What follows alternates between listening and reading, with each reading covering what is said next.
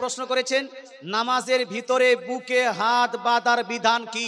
মুসলমান, নামাজের মধ্যে বুকে হাত বাঁধার বিধান সংক্রান্ত আজ থেকে প্রায় 1200 বছর 1300 বছর পূর্বে ইমাম আহমদ বিন হাম্বল 10 লাখ হাদিসের উপর গবেষণা করে তিনি বলেছেন, নামাজের মধ্যে বুকের উপর হাত বাঁধা পুরুষের ক্ষেত্রে এটা হলো মাকরুহ, নাজায়েজ, চলবে না। কথা বোঝা গেল? আমি আমার কথা বলছি না বাপ।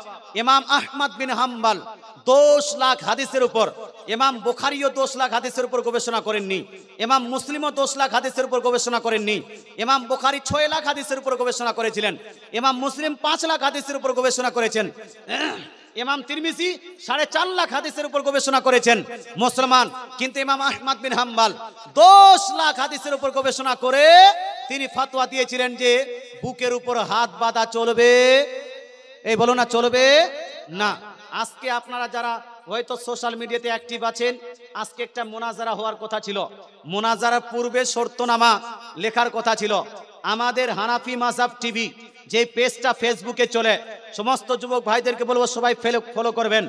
এই পেজে আমরা চ্যালেঞ্জ করেছিলাম যে বুকে হাত বাঁধা সংক্রান্ত কেউ যদি কোনো সহি মারফু হাদিস দেখাতে পারে, কোনো সহি মারফু হাদিস দেখাতে পারে, 2 লাখ টাকার চ্যালেঞ্জ থাকলো।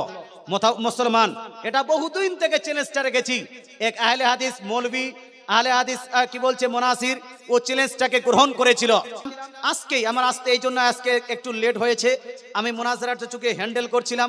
আমাদের পক্ষ থেকে মুফতি আবু বকর মিসবাহি সাহেব এবং মুফতি জাহাঙ্গীর আলম রেজভী সাহেব, ভাইরাল বক্তা, এদেরকে পাঠানো হয়েছিল। মুসলমান যাওয়ার পরে, বসার পরে তারা না তো কোনো প্রমাণ দিতে পেরেছে, আপনার বুকের উপর হাত বাঁধার সহি মারফু কোনো হাদিস দিতে পেরেছে না, এই মুনাজারাতে তারা আসতে পেরেছে। জোরে বলেন সুবহানাল্লাহ, সুবহানাল্লাহ, সুবহানাল্লাহ। অ্যাকসেপ্ট করা তাদের জন্য এটা আজকে আমি পরক্ষণে আমিও লাইভ করে বলে দিয়েছি।